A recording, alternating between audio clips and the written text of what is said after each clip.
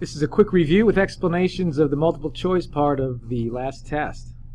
Your classmate takes a broom, gives the bowling ball a brief push. A moment after the push, which of the following forces act on the bowling ball? As the instructions say, a diagram can help figure this out. There is the force diagram for the bowling ball. After the push, on the level floor, the gravitational force is matched by the normal force. There is no other force. The push has been made, and there is no friction. So this is not possible. This is present. Inertia is not a force. The force of gravity is there. So B and D are the answers. Next, which of the following describes the motion of the ball after the push? Assume no friction. Well, that's the force diagram. Forces are balanced, and so it must be constant velocity. Alright, 7 to 10. There is a cart being pulled by a string with a tension force. Which of the following forces acts on the cart? Let's make a force diagram. And there it is, with the tension force to the right. That is an unbalanced force. The two vertical forces cancel out, leaving the third tension force as unbalanced. So we see tension force, normal force, inertia is not a force, and the force of gravity. So A, B, and D. And which of the following describes the motion of the cart while it's pulled with a constant force? Well, there's a constant unbalanced force which will cause constant acceleration. D is the correct answer. When the block reaches point B, the string breaks. Which of the following describes the motion? Well, the force diagram now looks like this. So forces are balanced. It must be constant velocity.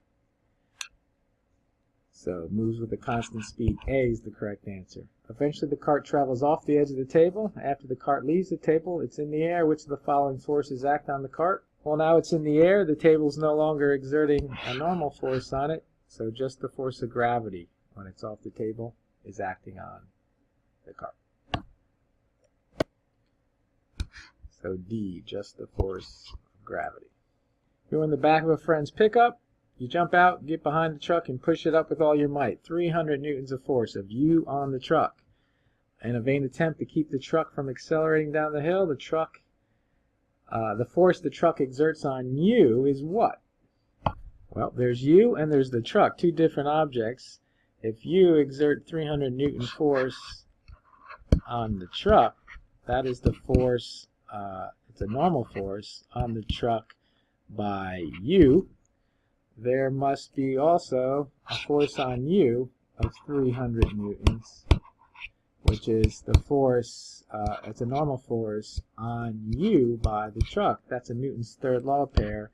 They are equal in magnitude, opposite in direction.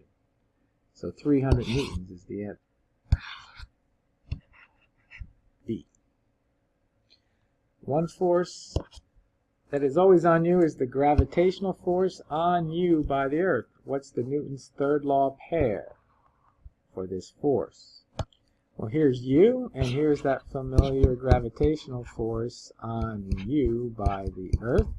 Where is the gravitational force on the earth by you?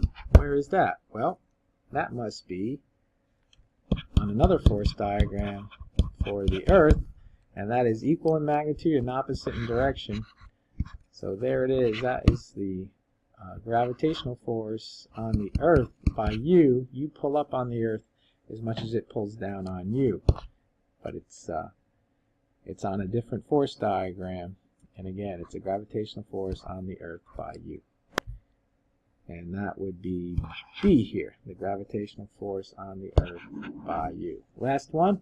Horse exerts 500 newton force on a heavy wagon. How much force does the wagon exert on the horse? Horse on wagon, wagon on horse. That's a Newton's third law pair. It must be equal in magnitude. The fact that there's acceleration does not change that law.